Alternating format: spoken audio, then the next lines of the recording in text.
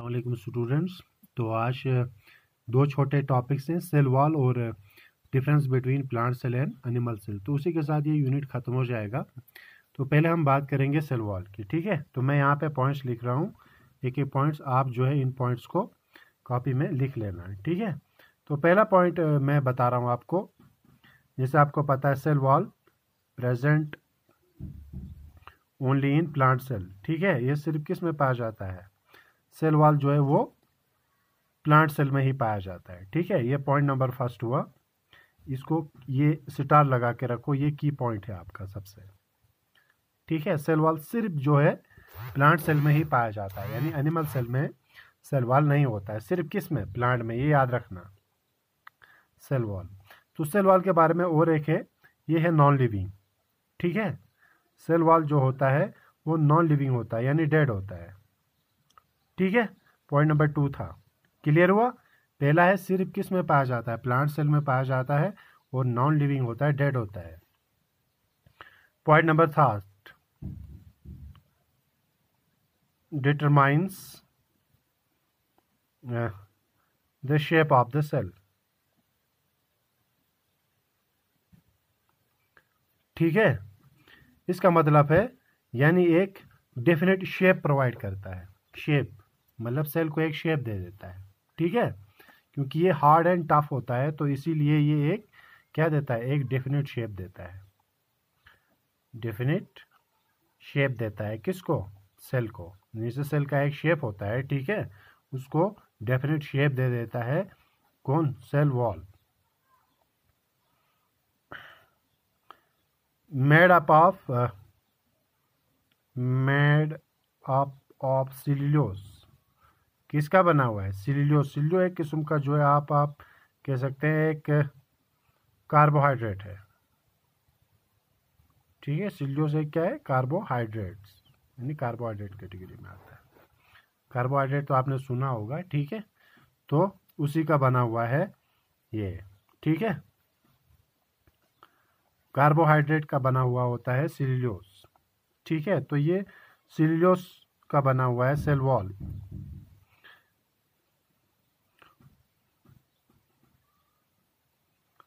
Protects the content of the cell,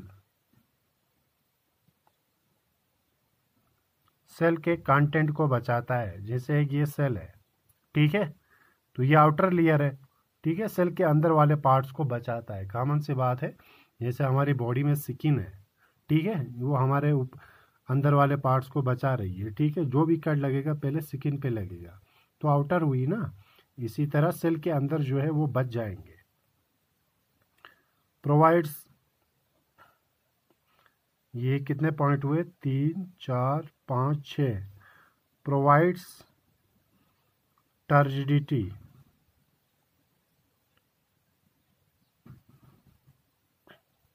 ठीक है, provides turgidity. Turgidity किसको बोलते हैं, जैसे आपको मैंने एंडोस्मोसिस पढ़ाया था, ठीक है। उसमें क्या होता है, ये सेल है, सेल के अंदर पानी आता है, मतलब बाहर से सेल के अंदर पानी आना, तो सेल के अंदर जब पानी आया जाएगा तो सेल क्या हो जाएगा, स्वेल ऑफ हो जाएगा, ठीक है। मतलब उसको फटने नहीं देता है, ठीक है, ये फटने नहीं देता है, इसको नहीं फटेगा, इसी की वजह से, सेल वॉल की वजह से, ठीक है। तो सेल वॉल है किसको, इसी को बोलते हैं टर्जिडिटी, यानी ये मेंटेन रख पाएगा वाटर के प्रेशर को, फटने नहीं देगा, उसी को बोलते हैं turgidity. Point number 7, freely permeable. Freely permeable, freely permeable बोलते हैं यानी कोई भी चीज़ जो है, कोई रुकावट नहीं है, न सोल्यूट के लिए है न सॉल्वेंट के लिए है, कोई भी मटेरियल ये सेल के अंदर जा सकते हैं और सेल से बाहर जा सकते हैं, इन एंड आउट। सेल के अंदर कोई भी मटेरियल्स जो होते हैं, सोल्यूट या सॉल्वेंट, वो अंदर जा भी सकते हैं, अंदर से बाहर आ सकते हैं, कोई रुकावट नहीं है, उसी को बोलते हैं हम फ्रीली परमिएबल, कोई रुकावट नहीं है, ठीक है। तो यहाँ पे आ गया आपके पास ये 7 पॉइंट्स इंपॉर्टेंट। तो ये है सेल के बारे में, ये सॉरी सेल वॉल के बारे में, ठीक है। सबसे मेन पॉइंट्स ये है, पहला पॉइंट सबसे मेन पॉइंट है। तो 7 में से अगर आप 5 पॉइंट्स भी याद रखेंगे तो बहुत है आपके पास। तो मैंने एक एक करके ये समझा दिया आप लोगों के लिए। अब यहाँ पे थोड़ा डिस्कस करेंगे हम, पहले डिस्कस करेंगे सेल वॉल और सेल मेम्ब्रेन यानी प्लाज्मा मेम्ब्रेन जिसको बोलते हैं, ठीक है, उसमें क्या फ़र्क है, ठीक है। सेल वॉल और प्लाज्मा मेम्ब्रेन में क्या फ़र्क है पहले हम देखेंगे, ठीक है। Only present in plants, cell wall किस में पाया जाता है, सिर्फ प्लांट सेल में। तो सेल मेम्ब्रेन्स फाउंड, पहला point, found both in plants and animals, दोनों में पाया जाता है, प्लांट्स एंड एनिमल्स, ठीक है, दोनों में पाया जाता है, ठीक है। तो दूसरा पॉइंट, तो सेल वॉल किसका आउटर कवरिंग हो गया, सेल वॉल जो है वो प्लांट्स का आउटर कवरिंग बन गया, और सेल मेम्ब्रेन जो है वो किसका आउटर कवरिंग बन गया, एनिमल्स का, ठीक है। तो हम कह सकते हैं दूसरा पॉइंट इसमें लिख सकते हैं, cell wall is the outer covering, आप ये साथ साथ में लिख भी लेना, outer cell wall is the outer covering of plants only, ठीक है। प्लांट्स का आउटर कवरिंग क्या है, सेल वॉल, तो इनका आउटर कवरिंग क्या होगा, क्योंकि इसमें सेल वॉल नहीं होता है तो इनका outer covering of animal cell, तो इसमें सेल वॉल नहीं होगा तो इसका आउटर कवरिंग होगा सेल मेम्ब्रेन, ठीक है, या प्लाज्मा मेम्ब्रेन, क्लियर, ठीक है। पॉइंट नंबर 3, रिजिड होता है, रिजिड मतलब टफ होता है ये, ठीक है। तो ये क्या होगा, ये टफ नहीं होता है, ये बिल्कुल फ्लेक्सिबल होता है, फ्लेक्सिबल होता है, ठीक है, जैसे रबड़ की तरह, ठीक है, स्ट्रेचेबल, बिल्कुल फ्लेक्सिबल, टफ नहीं होता। ये मैंने आपको बताया पहले ही, परमिएबल होता है, कोई भी मटेरियल सेल के अंदर और बाहर जा सकते हैं, कोई रुकावट नहीं है। ये सेलेक्टिवली परमिएबल होता है, ये मैंने पढ़ाया भी था आप लोगों को। प्लाज्मा मेम्ब्रेन जो है, ये मैं डिफरेंस बता रहा हूँ सेल मेम्ब्रेन और सेल वॉल में, ये कभी पूछा जाता है। सेलेक्टिवली परमिएबल, सेलेक्टिवली परमिएबल बोलते हैं यानी ये सेलेक्ट करके भेजेगा, जो चीज़ें सेल के लिए ज़रूरत नहीं है यानी सेलेक्ट करके बाहर भेज देगा, जो ज़रूरत है वो सेलेक्ट, सब नहीं जा सकते हैं, ठीक है, अपनी मर्ज़ी से नहीं जा सकते इसमें। 5वां, कंपोजिट ऑफ सेल्यूलोज, जिसे मैंने आपको पहले ही बताया, ऊपर मैंने बताया, ये किसका बना हुआ होता है, सेल्यूलोज का बना होता है, और ये बना होता है composite of lipids and proteins, ये लिपिड्स और प्रोटीन का बना होता है सेल मेम्ब्रेन, ठीक है। और लास्ट में फंक्शन क्या है सेल वॉल का, जिसे पहले ही बताया मैंने, 2 फंक्शन है इसका, एक तो है इसका, एक तो प्रोटेक्शन है, आउटर कवरिंग हो तो बचाएगा, ठीक है, और स्ट्रेंथ देता है, बचाता है, ठीक है, और स्ट्रेंथ जैसे क्या, जैसे मैंने अभी बताया टर्जिडिटी बताया, सेल के अंदर जब पानी ज़्यादा होता है कंटेंट तो उसको ब्रस्ट होने नहीं देता, यानी फटने नहीं देता, तो शेप भी देता है, ठीक है, प्रोटेक्शन, बचाता है, स्ट्रेंथ और शेप। तो इसका फंक्शन क्या है, इसका फंक्शन है holds inner content of cell, cell के इनर जो भी कंटेंट है यानी सेल के अंदर है उसको पकड़ के रखता है, क्योंकि सेल मेम्ब्रेन्स जो ही फट जाएगा पूरा बाहर निकल जाएगा, जितने भी सेल ऑर्गेनेली या साइटोप्लाज्म है वो सब, ठीक है। दूसरा कंट्रोल पैसेज ऑफ मटेरियल्स, जिसे सब मटेरियल, जैसे मैंने आपको बताया ये तो परमिएबल है, सब पास हो जाएंगे इससे, ठीक है, परमिएबल है ये, यहाँ पे मैंने लिखा परमिएबल, ये सेलेक्टिवली परमिएबल है, इसीलिए ये कंट्रोल करता है मटेरियल्स कौन कौन से पास हो जाएंगे, यानी मटेरियल्स को कंट्रोल करता है कौन अंदर जाएगा कौन सेल के बाहर जाएगा, इसी को बोलते हैं कंट्रोल पैसेज ऑफ मटेरियल्स। तो ये मैंने आपको 6 डिफरेंस बताए सेल वॉल और प्लाज्मा, ये प्लाज्मा मेम्ब्रेन या सेल मेम्ब्रेन्स के बीच में। अब लास्ट टॉपिक रह गया प्लांट सेल और एनिमल सेल में क्या फ़र्क है, ठीक है, सबसे मेन टॉपिक है यही। तो उसी के साथ हमारा ये यूनिट भी कंप्लीट हो जाएगा। तो मैं आप लोगों को कल जो है इसके पूरे टेक्सचुअल क्वेश्चंस भेज दूंगा, वो आप लिख लेना, ठीक है। तो हम डिफरेंस करेंगे प्लांट सेल और, ठीक है, एनिमल सेल में। 5 अगर डिफरेंस भी आप याद रखेंगे तो बहुत है, ठीक है। तो 5 डिफरेंस मैं बताऊंगा आपको प्लांट सेल और एनिमल सेल में क्या फ़र्क होता है, ठीक है।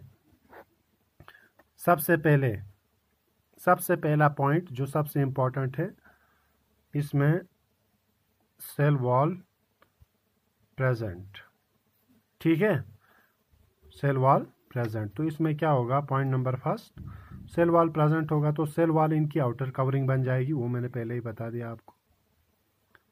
Cell wall absent,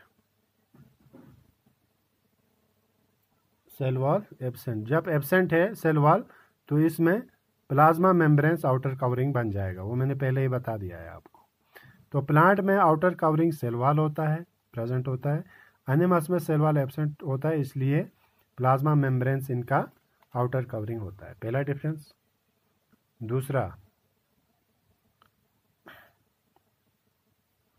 Golgi एपरेट्स present in free subunits, call it dactyosomes।